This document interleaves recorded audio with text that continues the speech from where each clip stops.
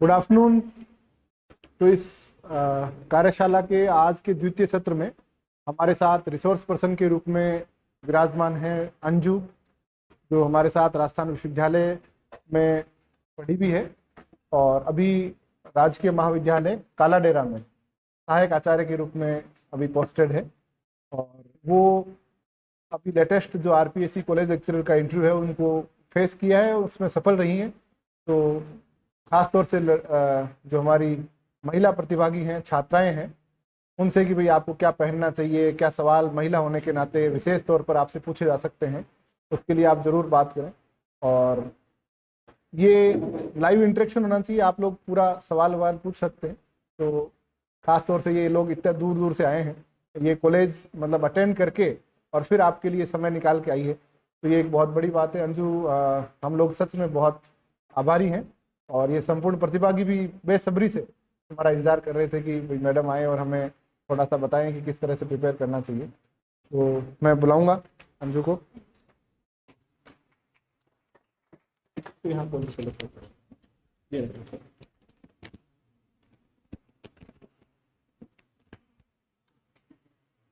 Good morning friends, मैं Anju Yadav, assistant professor physics. फिलहाल मैं सेठ RL Sahariya government PG college Kaladera में पोस्टेड हूँ। कॉलेज का पूरा नाम बताने के पीछे मेरा मकसद ये है कि किस तरीके से क्वेश्चंस को टारगेट किया जाता है। तो अपन पॉइंट पे आते हैं। इंटरव्यू देने जाने से पहले अपने को जो भी तैयारियां करनी होती हैं उसमें दो मेन चीज तैयारियां हैं। एक होती है अपने साथ अपनी फाइल और दूसरी होती है अपना पूरा ड्रेसअप। ठीक है, तो पहले अपन फाइल की बात करते हैं, अपनी फाइल कैसे प्रिपेयर होनी है।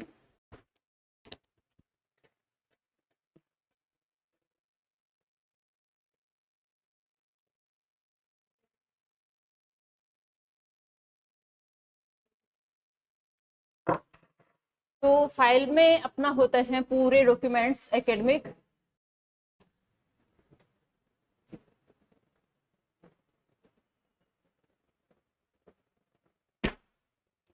इसमें सबसे पहले अपनी जो 10th 12th यूजी और पीजी इन सब की मार्कशीट्स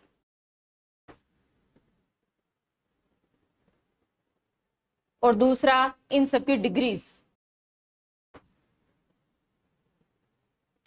ठीक है, यहां तक। फिर इसके बाद में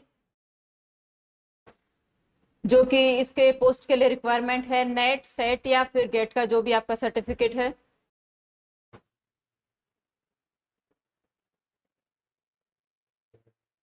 ठीक है, इन सबके दो दो सेट्स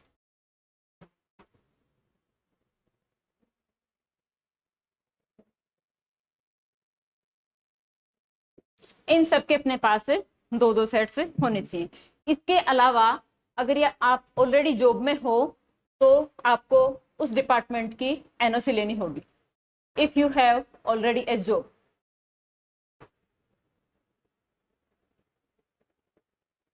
ठीक है, तो अगर एनओसी के लिए अभी अप्लाई नहीं किया है तो बहुत जल्दी इसके लिए अप्लाई करना जरूरी होता है, क्योंकि लास्ट टाइम पे अगर अपने ये अप्लाई करते हैं और लेट लतीफ होती रहती है तो इससे 100% अपना कॉन्फिडेंस लूज होता है। ठीक है, इसके अलावा जो डॉक्यूमेंट्स अपने को पहले प्रिपेयर करने होते हैं उसमें है कास्ट सर्टिफिकेट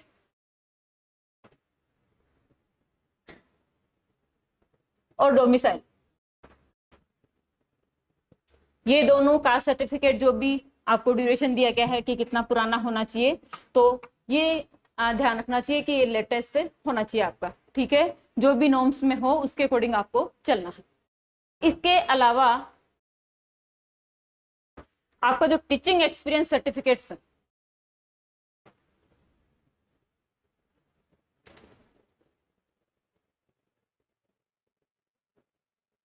वो आपको कलेक्ट करने हैं।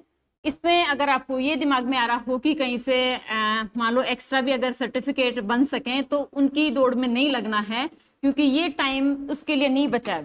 ठीक है, तो ये है पूरी अपनी फाइल तैयार। इसमें ये 2 कॉपी में तो चाहिए और मूल दस्तावेज मेनली चाहिए जो वहां पर वेरिफिकेशन के टाइम पर चाहिए होंगे। ठीक है, तो ये सेट अपना कंप्लीट होना चाहिए। इसका मतलब लास्ट टाइम तक वेट नहीं करना है कि ये तो लास्ट टाइम का काम है। मेरे अकॉर्डिंग ये शुरुआत का काम है, क्योंकि ये लास्ट टाइम पे बहुत टेंशन देता है। मेरे साथ प्रैक्टिकली हुआ है, इस इंटरव्यू में तो नहीं लेकिन राजस्थान यूनिवर्सिटी के इंटरव्यू में। तो मैं इसमें अपना पर्सनल एक्सपीरियंस शेयर करना चाहूंगी कि एंड टाइम पे अपने को फोटोकॉपीज नहीं करवानी है। पहले स्टार्टिंग में मतलब अपने को जो इंटरव्यू की तैयारी है वो स्टार्ट ही यहाँ से करनी है कि अपना डॉक्यूमेंटेशन कंप्लीट होना चाहिए। ठीक है, इसके अलावा सेकंड थिंग जो है अपना ड्रेसअप।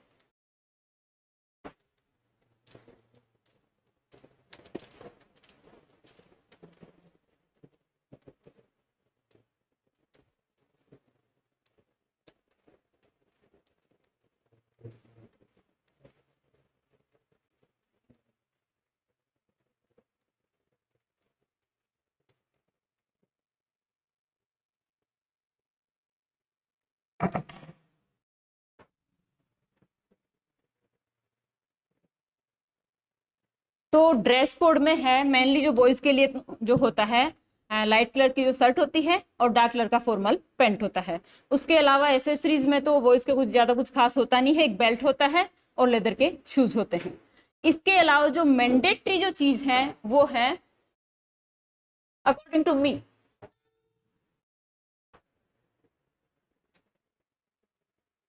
वॉच और पेन। ये दोनों चीजें मैंडेटरी हैं। एक अपना जो प्रोफेशन है जिसके लिए तुम सिलेक्ट होने जा रहे हो उसके लिए सबसे पहली ये दोनों चीज होती है। जैसे कि वॉच से सीधा सीधा जुड़ा हुआ होता है वर्ड पंक्चुअल। ठीक है, तो एक टीचर को, एक असिस्टेंट प्रोफेसर को पंक्चुअल होना चाहिए, तो इसके लिए वॉच होना जरूरी है। दूसरी चीज, वहां पे बोर्ड में जो भी मेंबर्स अपने को क्वेश्चंस पूछते हैं उसके लिए जब भी हो सकता है अपने को पेन दें या फिर नहीं दें, ब्लैंक पेपर देंगे वो, और पेन का कोई जरूरी नहीं है दें या नहीं दे, तो अपने को पहले से प्रिपेयर होके जाना है कि पेन हमेशा जेब में होना चाहिए। गर्ल्स के लिए हाथ में होना चाहिए। ठीक है, और अब अगर वुमेन्स की बात करें तो वुमेन्स के ड्रेस कोड में लाइट कलर की साड़ी और स्पेशली लाइट पिंक जो होता है वो जनरली ज्यादा प्रेफर किया जाता है। और उसमें भी वो साड़ी इसमें पूरी प्लेन हो, बीच में पूरी प्लेन होनी चाहिए और लास्ट में बॉर्डर, जिसको विविंग जिसको बोलते हैं, ऊपर नहीं होना चाहिए कुछ भी वर्क, उस पे विविंग होनी चाहिए। और वो ही बॉर्डर जैसे जो ब्लाउज की अगर अपन बात करें तो ब्लाउज का नेक बिल्कुल यहाँ टॉप तक होना चाहिए। वो कॉलर नेक हो सकता है या फिर यहाँ पे अभी जो बिल्कुल यहाँ से पूरा राउंड करते हुए गोल आता है वो वाला होना चाहिए। दोनों में से कोई सा भी प्रीफर कर सकते हो जो तुम्हारी पर्सनालिटी पे ज्यादा सूट करता हो। ये दोनों चीजें वुमेन्स के लिए भी वही मैंडेटरी है, वॉच और पेन। दूसरी चीज, शादीशुदा जो गर्ल्स होती हैं उनके लिए थोड़ा संस्कृति के अकॉर्डिंग एक चूड़ियां भी जरूरी होती हैं। तो एक हाथ में जैसे अपने वॉच हो जाती है, दूसरे हाथ में आप या तो लाख की प्लेन बैंगल पहन सकते हो या फिर ये गोल्डन प्लेन बैंगल पहन सकते हो। ठीक है, तो ये शायद हो गया कंप्लीट ड्रेस कोड। और अगर फुटवियर्स की बात करी जाए गर्ल्स में तो प्लेन उसमें लोफर्स होनी चाहिए। आप उसमें न्यूड कलर या स्किन कलर अपन बोले वो भी हो सकता है उसका, और ब्लैक कलर भी हो सकता है। ये दोनों चीज कॉमन है, दोनों कलर भी कॉमन है और ऐसे भी नहीं है जो आंखों को चुभे। इसी वजह से जो कलर चूज किया जाता है अपने ड्रेस का वो भी लाइट इसीलिए चूज किया जाता है क्योंकि वो आंखों को नहीं चुभना चाहिए और नहीं लगना चाहिए। फैशन शो में नहीं जा रहे, अपन इंटरव्यू देने जा रहे हैं तो उसके अकॉर्डिंग लाइट कलर होना चाहिए। ठीक है, अब अपन बात करते हैं, तैयार हो चुके अपन इंटरव्यू के लिए, फाइल भी तैयार है अपनी और अपन ड्रेसअप भी हो चुके। इसके बाद में तुम वहां पे आरपीएससी अजमेर जाओगे, पॉइंट टू पॉइंट चले अपन। ठीक है, और वहां पे 1-1.5-2 घंटे अगर पहले चले जाएं तो ज्यादा बेटर है। रिपोर्टिंग जो टाइम है उससे 1-2 घंटे पहले, तो वहां पे आराम से पूरे जो भी कैंपस है उसमें घूमें। उसके बाद में वहाँ पे जो भी मेंबर्स होंगे वो आपको कॉल करके बुलाएंगे। फिर जो लाइब्रेरी है उसमें आपको ले जाया जाता है। वहाँ पे एक साथ में जो 8 जो कैंडिडेट होते हैं उनको एक साथ 8 को बुलाया जाता है। जो बेंच होती है, लंबी बेंच होती है, उसमें 8 लोगों को ऐसे बिठा दिया जाता है। और इनका यहाँ पे जैसे आरपीएससी का प्रोटोकॉल है उसके अकॉर्डिंग जो बोर्ड जो मेंबर होते हैं उनके पास उनकी पर्सनल सूचना नहीं जाती, कैंडिडेट्स की पर्सनल सूचना नहीं जाती। इस वजह से यहाँ पे कोडिंग की जाती है कि आप 1 नंबर कैंडिडेट हो, 2 नंबर कैंडिडेट, 3 नंबर कैंडिडेट, और इस तरीके से ये 8 कैंडिडेट।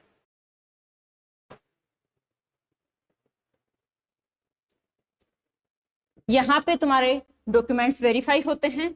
उसके बाद में जो इंटरव्यू का जो रूम है उस तक आपको ले जाया जाता है, 2-2 3-3 करके आपको बुलाया जाता है। उसमें जैसे 2-3 एक साथ बुलाते हैं तो उसे पहले मेंबर जा चुका, आप वहां पे बाहर वेट कर रहे हैं, ठीक है। तो उस टाइम जहाँ पे आप वेट कर रहे हैं बाहर, काफी टाइम होगा, लगभग ये इंटरव्यू का ड्यूरेशन जो होता है एवरेज अगर अपन बात करें तो होता है 15 से 20 मिनट। फॉर एग्जाम्पल मेरा था लगभग 18-19 मिनट के आसपास।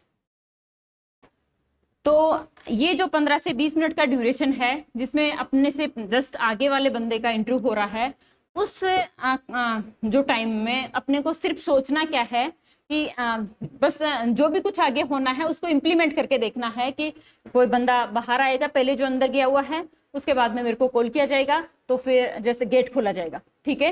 गेट खोलते ही पूरा गेट नहीं खोलना, थोड़ा सा गेट खोलते आप पूरे दिख गए, उसके जस्ट बाद ही आपको क्या करना है, परमिशन लेनी है, मे आई कम इन सर या फिर मे आई कम इन मैडम, जो भी तुम पूछना चाहो, ठीक है। आगे जो भी वुमन है या फिर जेंट्स हैं बोर्ड में, इस तरीके से आप पूछोगे। फिर आपकी थोड़ी आगे चेयर रखी होगी,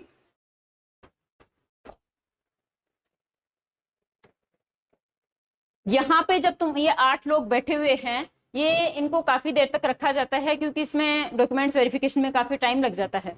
तो उस टाइम में आपको इंटरव्यू से संबंधित कुछ भी बात नहीं करनी है। बात कर सकते हो, बस एक दूसरे से हंसी मजाक कर सकते हो और दूसरे पॉइंट पे बात कर सकते हो, बाकी इंटरव्यू से संबंधित कोई बात नहीं करनी है। दुनिया में हर तरह के इंसान होते हैं, तो उनमें जो वो आपके कॉम्पिटिटर हैं, तो श्योर सी बात है कुछ लोग ऐसे होते हैं कि थोड़ा सा आगे वाले को थोड़ा कॉन्फिडेंस लूज करने के लिए अपने जो नंबर हैं वो सब बढ़ा के बताते हैं उस कंडीशन में, मेन उस वाले चैम्बर में। तो उनकी बातों पे बिल्कुल ही बिलीव नहीं करना है। और जैसे मैंने देखा था ऐसे हो रहा था वहां पे, मैं मेरा पर्सनल एक्सपीरियंस ये बता रही हूँ। तो उस कंडीशन में आपको सिर्फ और सिर्फ एक दूसरे से नॉर्मल बात करनी है, इंटरव्यू से संबंधित एक सिंगल बात नहीं करनी। आपके कितने नंबर थे, आपके और साथी लोगों के कितने एक नंबर हैं, मिनिमम मार्क्स कितने दे देते हैं इंटरव्यू में, मैक्सिमम मार्क्स कितने देते हैं, पारदर्शिता है या नहीं है, हजारों तरह के सवाल हो सकते हैं वहां पे जो आपस में डिस्कस हो रहे होते हैं उनके। लेकिन उस डिस्कशन में अपने को बिल्कुल नहीं पढ़ना है। अगर ऐसा कुछ डिस्कशन हो रहा है तो अपनी जगह चेंज कर लेनी है। यहाँ पर इस टेबल पे बैठाने के बाद में तो खैर आप जगह चेंज नहीं कर सकते, लेकिन इस टेबल पर आने से पहले ही ये बातें हो चुकी होती हैं, तो इनसे आपको बिल्कुल दूर रहना है, ठीक है। सोचना कौन से टाइम में है, जब तुम इंटरव्यू जो रूम है उसके जस्ट बाहर बैठे हो कि अब मेरे को आगे का प्रोसेस क्या क्या करना है, कि जस्ट एंटर करना है, फिर उनको विश करना है, फिर आगे वो ऐसे करेंगे, ये सब चीजें अपने माइंड में उस टाइम पे होनी चाहिए। क्योंकि एक तरीके से अपन जस्ट उससे पहले एक तरीके से रिहर्सल करके देखते हैं दिमाग में, तो ज्यादा बेटर होता है। पानी पी सकते हो।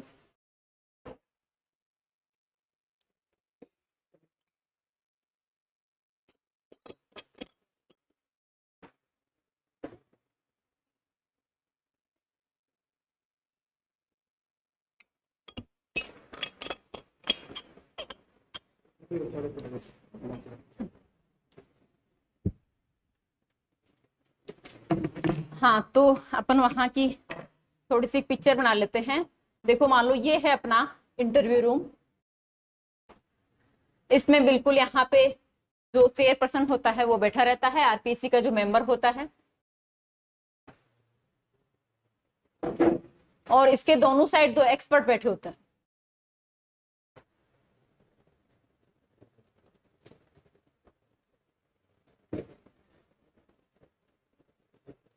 तो पैनल में टोटल 3 लोग होते हैं, एक बीच में जो बैठा होता है वो आरपीसी का मेंबर, और साइड में सब्जेक्ट एक्सपर्ट। जैसे ही अपनी यहाँ पे बाहर बेंचेस लगी रहती हैं, यहाँ पे चेयर लगी रहती हैं, और ये मान लो डोर है, ठीक है। अपन एंटर करेंगे, डोर खोलेंगे, उनसे परमिशन लेंगे, ठीक है। पहली चीज उनसे परमिशन लेंगे कि मैं अंदर आ सकता हूँ या अंदर आ सकती हूँ, ठीक है। उसके जस्ट बाद आप यहाँ पर मान लो ये आपकी चेयर है, तो इस चेयर के बगल में आप यहाँ पर जाके लेफ्ट साइड में खड़े हो, ऐसा कोई जरूरी नहीं है कि बाई चांस आप राइट साइड में चले गए हो तो वापस चेंज करो कि हाँ ना मेरे को लेफ्ट में ही जाना है, ऐसा कोई मैंडेटरी नहीं है। लेकिन लेफ्ट में जाना इसलिए बेटर होता है कि जैसे मान लो ये मेरी फाइल है, ठीक है, तो बॉयज तो जनरली यूं लेके जाते हैं फाइल को, ठीक है, ये तरीका होता है, और लेडीज इस तरीके से अपने हाथ पे रख के इस तरीके से जाती है। तो मान लो ये मेरी चेयर रखी है, तो चेयर को एक तरीके से अपना नेचर में ही होता है कि अपन ऐसे पकड़ के बैठते हैं थोड़ा सा पीछे से, तो राइट हैंड अपना फ्री होना चाहिए। दूसरी चीज, खैर यहाँ पे तो नहीं होता, अगर हैंडशेक का भी कुछ होता है तो ऐसे में अपना राइट हैंड फ्री होना चाहिए। तो इस वजह से अपने को जो ये चेयर है उसके लेफ्ट साइड में जाके खड़े होना है, ठीक है। या तो वो बोल देते हैं आपको बैठने के लिए, यहाँ पे जाके आपको विश करना है, पहले एक बार ही विश करना है, एक बार में ही तीनों के से आई कांटेक्ट करना है। ये नहीं कि वैसे मेरे अकॉर्डिंग मेरे को जो लगता है कि ये थोड़ा सा इरिटेटिंग होता है, good morning sir, good morning sir, good morning sir, इस तरीके से बोलना। तो गुड मॉर्निंग सर बोलो और दोनों तीनों से एक साथ नजर मिलाओ, ठीक है, एक बार में बोलना है आपको। और कहा बोला जाता है, हालांकि ऐसा कोई जरूरी नहीं है कि अगर फीमेल कैंडिडेट हो आपके बोर्ड में तो पहले आप फीमेल कैंडिडेट को विश करो, ऐसा कोई जरूरी नहीं है। आप चाहो तो फीमेल कैंडिडेट को पहले विश कर सकते हो, चाहे मेल कैंडिडेट को पहले विश कर सकते हो, ठीक है। अब यहाँ पे आपको अगर या तो जो चेयरपर्सन है बोर्ड का वो बैठने के लिए बोल देता है, या फिर कुछ देर बाद में आप परमिशन मांग सकते हो कि कैन आई सिट हियर, ठीक है। तो आप चेयर को बिल्कुल ऐसे आवाज नहीं करना है, चेयर जहां पर रखी है वहीं पर ही आपको पोलाइटली जाके बैठना है। ऐसे ही तुम जैसे गेट को बंद भी करके आओगे तो बंद करके यूं उनको पीठ नहीं दिखानी है, ऐसे कि जैसे मान लो ये तुमने गेट खोला और ऐसे तुम बंद कर रहे हो, जस्ट 90 डिग्री के एंगल पे रहते हुए यूं आपको गेट बंद करना है, ठीक है। यहां तक आप पहुंच चुके थे, फिर आप चेयर पे बैठ गए बिना कोई आवाज की, क्योंकि वहां पे वैसे ही पिन ड्रॉप साइलेंस रहता है तो थोड़ी आवाज थोड़ी सी गूंजती भी ज्यादा है, ठीक है। तो इस चीज का अपने को स्पेशली ध्यान रखना है। वुमेन्स थोड़ा सा ध्यान रखें क्योंकि वो थोड़ी सी ज्यादा हड़बड़ाहट में रहती हैं, तो इसमें यहाँ पे आवाज नहीं होनी चाहिए, बिल्कुल साइलेंटली आप जाके बैठो। इसके बाद में जो चेयरपर्सन है, आरपीएससी जो मेंबर हैं, वो स्टार्टिंग में आपसे बात करना शुरू करेंगे। वो आपसे इंट्रोडक्शन भी ले सकते हैं, नाम वाम तो नहीं पूछ सकते, मैंने पहले भी बताया कि आरपीएससी का प्रोटोकॉल होता है कि उसमें किसी भी बंदे से अपनी उनकी पर्सनल जानकारी नहीं ली जाती। हालांकि अपन जो अपना जो इंट्रोडक्शन स्टार्ट करते हैं वो अपने नाम से स्टार्ट करते हैं, तो इसमें ऐसे कोई दिक्कत नहीं है कि अपना अपना नाम भी नहीं बताएं, ठीक है।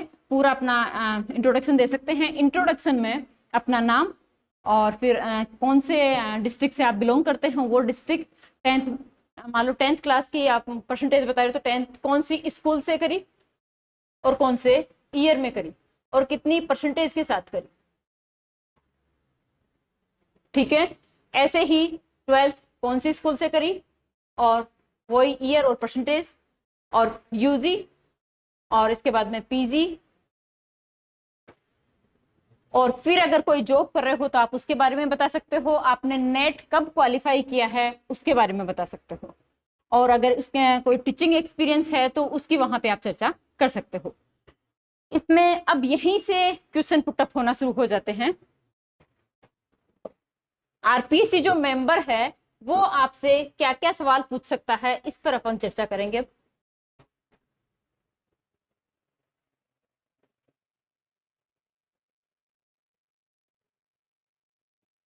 जैसे मान लो आपने अपने स्कूल का नाम बताया, स्कूल का नाम है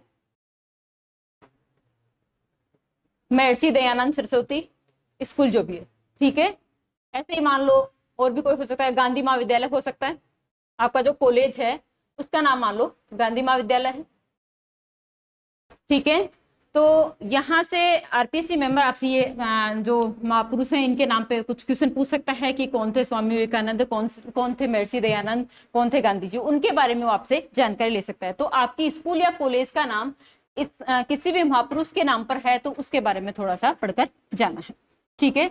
इसके अलावा आरपीएससी मेंबर जो क्वेश्चन पूछता है वो होता है, अगर आप ऑलरेडी जॉब में हो तो उससे रिलेटेड वो क्वेश्चन पूछ सकता है। जैसे मेरे से पूछा गया था, मैं उस टाइम स्कूल एजुकेशन में थी और कुकस से आगे छापराड़ी गांव है वहां पर पोस्टेड थी, तो उसमें मेरे से पूछा गया कि वो आपको बिल्कुल अपन नर्वस हो ही जाते हैं, सब नर्वस होते हैं उस टाइम पे।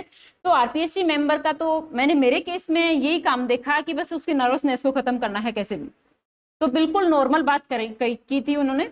जैसे आपकी 11th क्लास में कितने बच्चे हैं, उसमें कितनी गर्ल्स हैं कितने बॉयज़ हैं, 12th में कितनी गर्ल्स हैं कितने बॉयज़ हैं, इस तरीके के क्वेश्चन करे थे उन्होंने। तो उसमें उनने मेरे से पूछा, मेरी जो स्कूल थी उसमें गर्ल्स ज़्यादा थी बॉयज़ कम थे, तो सीधा से उन्होंने बस यही सवाल किया कि इसकी क्या वजह है कि आपकी जो स्कूल है उसमें गर्ल्स ज़्यादा हैं और बॉयज़ कम हैं। तो मैंने इसका जवाब दिया था कि जो अपनी जो सोसाइटी है अभी भी उसमें थोड़ी सी एजुकेशन कम है, तो थोड़ी पार्शियलिटी वहाँ पे कहीं ना कहीं पे है लड़के लड़कों में।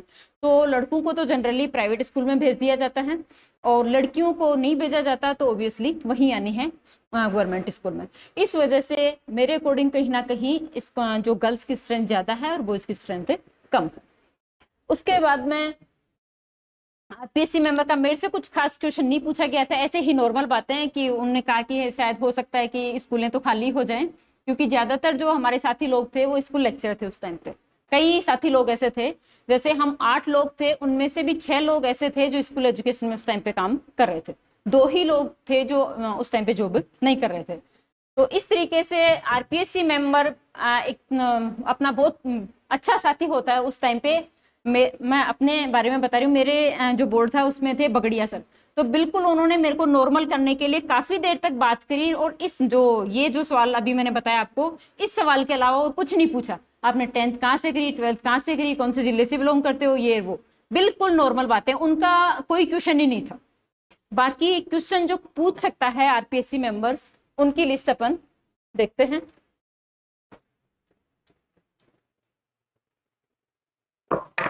अपनी जो शैक्षणिक योग्यता है उसके बारे में तो आरपीएससी मेंबर पूछता ही पूछता है, वो या फिर या तो इंट्रो के थ्रू पूछ ले या फिर वैसे पूछ ले, ठीक है। उसके अलावा जो करंट है, करंट न्यूज है, उसके बारे में पूछ सकता है। अगर कोई ज्यादा ही चर्चित न्यूज है तो वो विद इन 1 मंथ की भी पूछ सकता है, ठीक है। और नॉर्मल जो न्यूज है वो लगभग 1 वीक की पूछ सकता है। और स्पेशली जो उस सेम डे जिस दिन आपका इंटरव्यू है उस दिन का न्यूज़पेपर आपको पढ़ के जाना है। ये मेरे साथी लोगों ने बता दिया होगा, हर कोई आपको बताएगा कि उस दिन का न्यूज़पेपर तो आपको पढ़ के ही जाना है, ठीक है। इसके अलावा जो आरपीएससी मेंबर आता है फिर अपने होम डिस्ट्रिक्ट पे, कहाँ से अपन ने पढ़ाई करी, इससे संबंधित सारे क्वेश्चन हो चुके, ठीक है, और करंट भी हो चुका। इसके बाद में वो होम डिस्ट्रिक्ट पे आ सकता है। अब होम डिस्ट्रिक्ट में कोई भी वहाँ का जो भी इंफॉर्मेशन वो ले सकता है, ज्योग्राफिकल कल्चरल कोई भी इंफॉर्मेशन वो ले सकता है। वहाँ पे कोई फेमस आदमी रहा है उसके बारे में पूछ सकता है, कोई फेमस पॉलिटिशियन रहा है उसके बारे में पूछ सकता है, उसका पैलेस पूछ सकता है, उसका रेजिडेंस पूछ सकता है। इस तरीके से कुछ सवाल हो सकते हैं, ठीक है। और इसके बाद में वो राजस्थान पे जा सकता है, राजस्थान का जीके आपसे पूछ सकता है। वैसे राजस्थान का जीके लगभग आपने पढ़ लिया होगा, लेकिन थोड़ा सा एक सरफेस नजर से थोड़ा सा और देखना, ठीक है।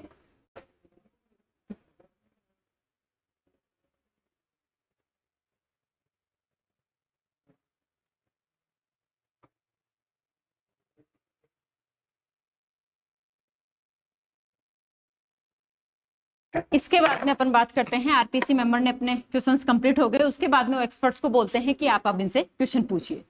तो एक्सपर्ट अपने से क्वेश्चन पूछेगा, उसमें 2 बात हो सकती है। वहां पे हो सकता है वो अपने से कुछ चॉइस पूछे कि आप कुछ पढ़ के आए हो क्या स्पेशल, ठीक है।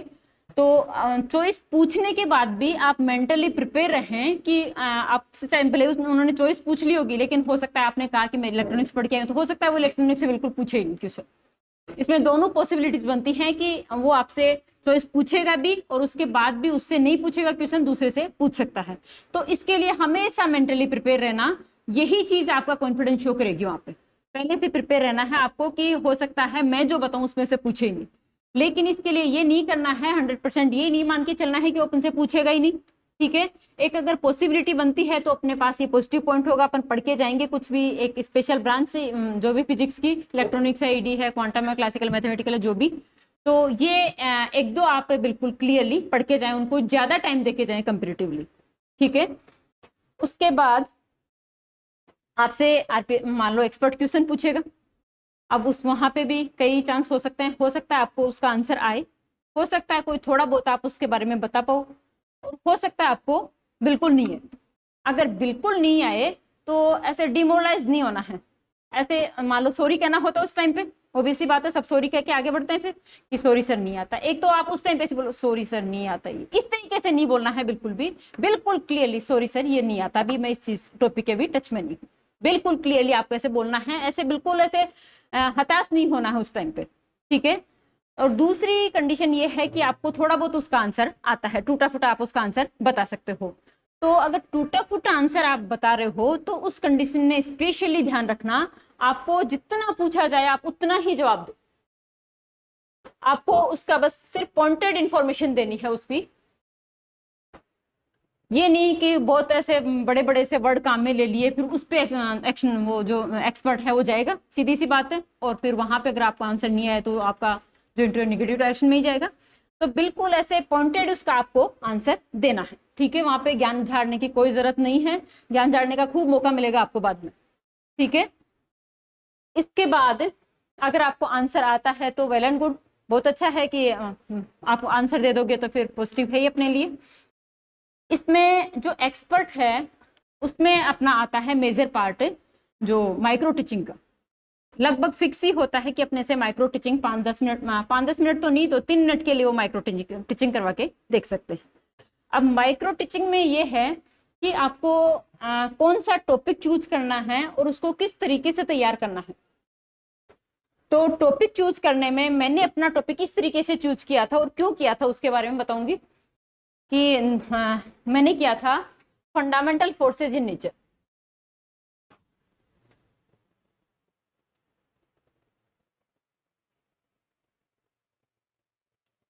ये इसलिए किया था कि जैसे एक्सपर्ट है ना, बीच में अपना कॉन्फिडेंस चेक करने के लिए अपने से बीच में कुछ भी क्रॉस क्वेश्चन भी कर सकता है, ठीक है। तो ये ऐसा टॉपिक है, इसमें अपन इसके चारों टाइप्स बताएंगे कि हाँ ये तो ग्रेविटेशनल फोर्स होता है, एक इलेक्ट्रोमैग्नेटिक फोर्स होता है, एक वीक फोर्स होता है, एक स्ट्रॉन्ग फोर्स होता है। अपन इसकी चार इसके टाइप्स बताएंगे। फिर उन टाइप्स के बारे में जैसे मान लो जो ग्रेविटेशनल फोर्स अपन उसके बारे में बताने लगे। यहाँ पे मेरा मकसद इस टॉपिक को पढ़ाना नहीं है, ठीक है। आगे कुछ मकसद होगा, थोड़ा पेशेंस से सुने। मान लो अपन इसके बारे में बताएंगे कि दो कोई भी जो मासिव पार्टिकल्स होते हैं उनके बीच में ये फोर्स लगता है और कितना अमाउंट में लगता है ये न्यूटन लॉ से दिया जाता है, F equals to G m1m2 upon r², ठीक है। तो इस तरीके से जहां पे भी ये मैथमेटिक्स आ जाती है अपन थोड़ा सा रिलैक्स हो जाते हैं, ठीक है, इजीली अपन उसको एक्सप्रेस कर पाते हैं, ठीक है। तो इस वजह से यहाँ पर ये अपन सीधी इस मैथमेटिकल एक्सप्रेशन पे जा सकते हैं। और नॉर्मल होने के लिए अपन थोड़ा सा इस लेक्चर को ऐसे पढ़ा सकते हैं कि जी का ये मान होता है, जी यहाँ पे यूनिवर्सल कांस्टेंट है, ये इसका मान होता है, फोर्स जो होता है वो मासेस के डायरेक्टली प्रोपोर्शनल होता है, और जो डिस्टेंस है इन जो भी मासिव पार्टिकल्स है इनके बीच जो डिस्टेंस है उसकी उसके स्क्वायर के इनवर्सली प्रोपोर्शनल होता है। इस तरीके से अपन बिल्कुल नॉर्मल हो जाएंगे तरीके से पढ़ाते पढ़ाते, तो अपन आराम से अपना लेक्चर दे पाएंगे। इस वजह से जस्ट एंटर करते ही अपने लेक्चर में मैथमेटिकल अगर चीज आ जाती है तो ज्यादा बेटर होता है। इसके बाद में ये जो टॉपिक है वो इस तरीके का है कि अपन इसमें पॉइंट टू पॉइंट आगे बढ़ेंगे। जैसे जो ग्रेविटेशनल फोर्स होता है वो कंजर्वेटिव नेचर का होता है,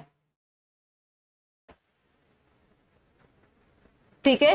अब कंजर्वेटिव नेचर ये भी नहीं है कि तुम एक थोड़ा सा ऐसे क्लासिफिकेशन ही बता दो ये 4 टाइप के होते हैं, इसमें से होता है, इसमें से होता है, इसमें से होता है, ये टॉपिक भी सही नहीं रहता, ठीक है। उसमें थोड़ा बहुत कॉन्सेप्चुअल चीजें भी शामिल होनी चाहिए। तो इसमें कॉन्सेप्ट जो है ऐसा कोई जरूरी नहीं कि सबके सभी यही टॉपिक तैयार करके ले जाए, ऐसे ही टॉपिक्स ढूंढने हैं आपको। और एक सिंगल टॉपिक नहीं 2 या 3 टॉपिक पे आपको अपना लेक्चर पूरा अच्छे से तैयार करके ले जाना है, ठीक है। हाँ, तो मान लो अपन इसके बारे में बताएं कि ये कंजर्वेटिव नेचर का होता है। कंजर्वेटिव नेचर का होता है तो क्यों होता है, अपन से क्वेश्चन पूछा जा सकता है सीधा सा, और इसका बहुत सिंपल सा आंसर है क्योंकि जैसे आपने पता है कि वही फोर्सेस कंजर्वेटिव नेचर के होते हैं जिनके अंडर में या फिर जिनके अगेंस्ट में जो किया गया कार्य होता है वो पाथ पे डिपेंड नहीं करता, 2 पॉइंट्स के बीच की डिस्टेंस पे डिपेंड करता है। जैसे अपन ग्रेविटेशनल फोर्स की बात करें तो मान लो कोई भी पार्टिकल है, एक कोई भी बॉक्स है, उसको अपन ने यहाँ से उठा के यहाँ पे रखा, ग्रेविटेशनल जो फोर्स है उसके विरुद्ध अपन ने काम किया, ठीक है। कितना कार्य किया वो किसके बराबर होता है, m इंटू जी इंटू एच। मान लो अपन ने इसको h हाइट तक रख दिया, ठीक है। यदि अपन यही काम कुछ इस वे में करें, पहले अपन इधर लेके जाएं इसको, फिर इधर लेके जाएं, फिर इधर लेके जाएं, और फिर इस तरीके से इस h हाइट पे पहुंचाएं, ठीक है। तो ये जो किया गया कार्य है ये ओनली एंड ओनली इस हाइट पे डिपेंड करता है, इस पाथ पे डिपेंड नहीं करता, ठीक है। इस वजह से ये वाला जो फोर्स है, ग्रेविटेशनल फोर्स है, वो कंजर्वेटिव फोर्स है। मतलब आप इसको इजी एक्सप्लेन कर पा रहे हैं, मेरे कहने का मतलब ये है जो जो भी टॉपिक है वो इजीली एक्सप्लेन हो सके, थोड़ा सा उसमें क्लासिफिकेशन सा हो, थोड़ा सा उसमें मैथमेटिक्स भी हो और कॉन्सेप्ट भी हो, ठीक है। कॉन्सेप्ट होना जरूरी है, ऐसे रटा रटा ऐसा टॉपिक नहीं होना चाहिए जैसे बोटनी जूलॉजी में होते हैं कि जैसे मान लो अपनी बॉडी पे ही होते हैं कि 2 कान होते हैं, 2 नाक होते हैं, इस तरीके का बिल्कुल नहीं होना चाहिए। उसमें कॉन्सेप्ट भी शामिल होना चाहिए, उसमें कुछ मैथमेटिकल एक्सप्रेशन भी शामिल होना चाहिए, और वो एक्सप्रेस करने के लिए, थोड़ा समझाने के लिए, एक्सप्लेन करने के हिसाब से बहुत ईजी होना चाहिए। इस तरीके के तुम्हें 2-3 टॉपिक्स तैयार करने हैं। अब तैयार किस तरीके से करने हैं,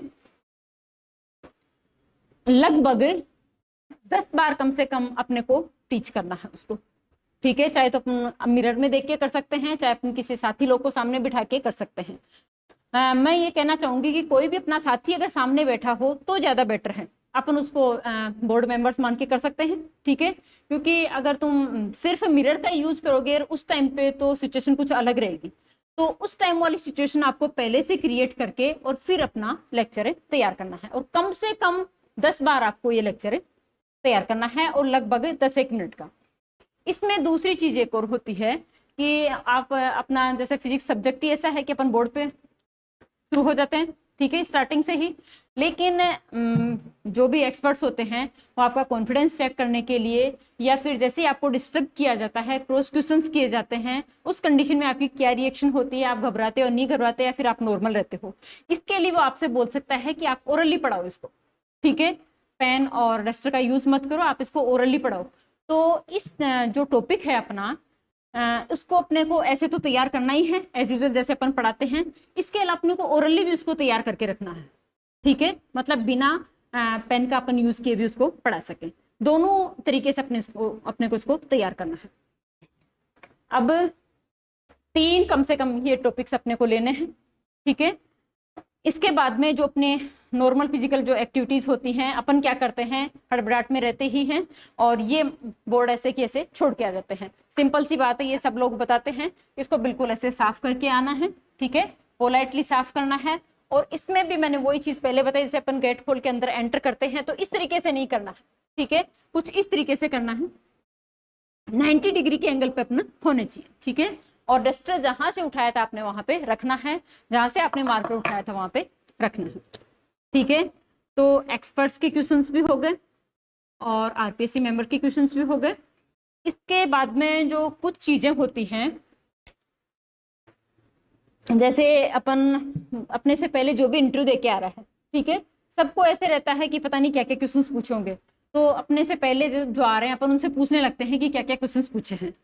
बिल्कुल भी क्वेश्चंस, ये चीज तो बिल्कुल भी डिस्कस नहीं करनी है, क्योंकि अपन उस टाइम पे मान लो उसने पूछा कि मेरे से तो इलेक्ट्रॉनिक्स में ये पूछा था, ठीक है, तो क्या अपने पास उस टाइम बुक है क्या या फिर टाइम है क्या, तो अपन वो प्रिपेयर कर सकते हैं।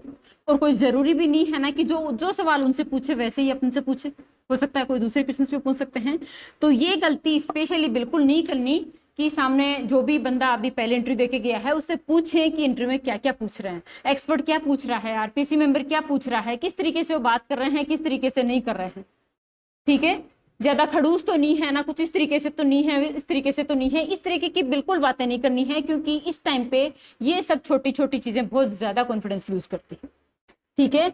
और दूसरी मेन चीज इस पे मैं थोड़ा सा जोर देना चाहूंगी कि जो फाइल और ड्रेस है उसका लास्ट टाइम तक बिल्कुल इंतजार नहीं करें, क्योंकि लास्ट टाइम पे अगर ड्रेस तैयार नहीं होती कि हाँ आज वो टेलर की दुकान बंद है, सुबह भी बंद थी, उसका फोन आया था कि आज नहीं तैयार हो पाएगा, मेरे घर पे ये काम हो गया, वो काम हो गया, तो इस वजह से वो थोड़ा सा आके अपने को उस टाइम पे बहुत ज्यादा छोटी छोटी सी चीजें हैं कॉन्फिडेंस लूज करती है, ठीक है। तो ड्रेस भी टाइम से तैयार होनी चाहिए, तुम्हारी फाइल भी टाइम से तैयार होनी चाहिए, ये दोनों चीजें टाइम से तैयार तुम्हारी होनी चाहिए। इसके अलावा जो भी तुम पूछना चाहो, जो भी तुम्हारी क्वेरीज हो,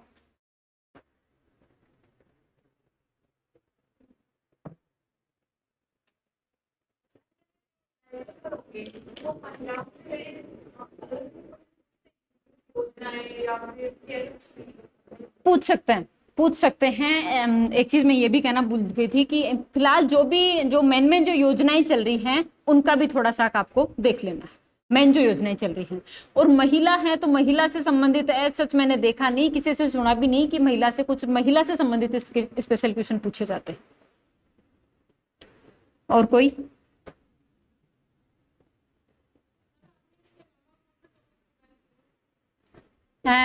मेरा इंटरेस्ट क्वांटम क्लासिकल में ज्यादा। अच्छा, इसके अलावा जो टॉपिक्स प्रिपेयर कर रहे थे वो मेरा जो मेन फोकस था वो इसी पे था। और दूसरा टॉपिक तो मैंने ज्यादा जोर दिया नहीं था, यही स्पेशल तैयार किया था। दूसरा टॉपिक कौन सा था? Photo electric effect. हाँ, यही थे, फोटो इलेक्ट्रिक कॉम्पटनर, यही। क्योंकि उस पर मैंने ज्यादा जोर नहीं दिया था, मैंने स्पेशल इसी को तैयार किया था, तो वो मेरे को याद भी नहीं। और कोई?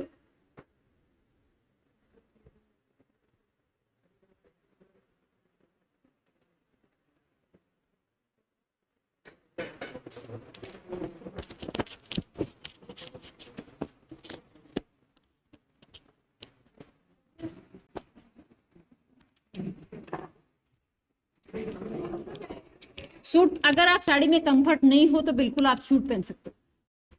और अगर साड़ी आप तैयार करवा रहे हो तो एक बार उसको अच्छे से पहन के जरूर देखें, क्योंकि उसमें जो फिटिंग है वो परफेक्ट होनी चाहिए। फिटिंग की ये नहीं कि वो क्या नाम है, फिटिंग की वजह से आप ना पूरे टाइम तक परेशान होते रहो।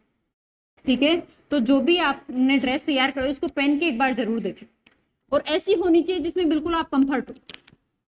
ठीक है, और कोई?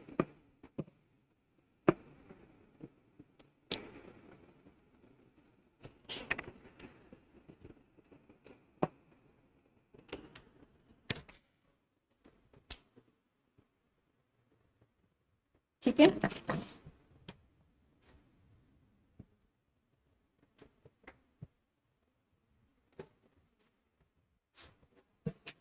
और कुछ पूछना है? पूछ लो, अभी मैडम अवेलेबल है। और महिलाओं के तो बहुत सारे क्वेश्चंस होते हैं, ये पहने कि नहीं पहने, कान में पहन के जाना है कि नहीं जाना है, हाथ में कौन सा कलर चूड़ी का कैसा होना चाहिए, बैंगल्स का वैसे इन्होंने बता भी दिया है।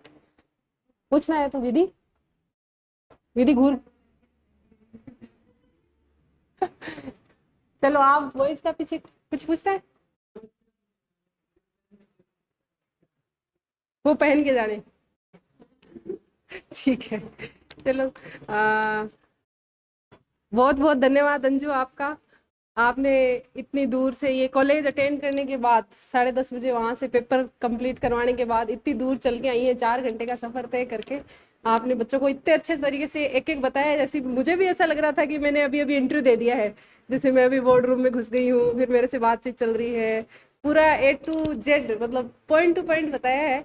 तो बच्चों को अब लग रहा है कि हाँ, एक बार दे लिया है, एक बार हो गया है, तो एक रिहर्सल हो गई है पूरी तरीके से। थैंक यू सो मच आपका। थोड़ा सा सर आज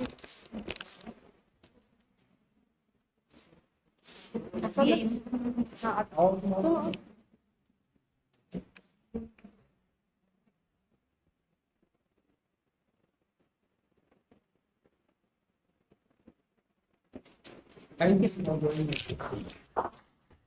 और अंजू भी बहुत धारा प्रवाह और बहुत लिमिटेड शब्दों में मैक्सिमम एक्सप्रेस करती है। आज ही मैंने सुना इनको भी बोलते हुए, फुल टू द पॉइंट बोला और बात खत्म। ये बोलना है, ये नहीं बोलना है, बिल्कुल स्पष्ट है, क्लियर है क्या करना है क्या नहीं करना है। बहुत सारे बच्चे जो है कंफ्यूज होते हैं कि बोलते समय भी, पूरा लेक्चर देने के बाद भी पता नहीं चलता है कि क्या बताना चाहते हैं। इतना मतलब सलीके से इन्होंने बताया। बहुत बहुत धन्यवाद, ये पूरे बच्चों की तरफ से और हमारे पूरे परिवार की तरफ से आपको बहुत बहुत धन्यवाद।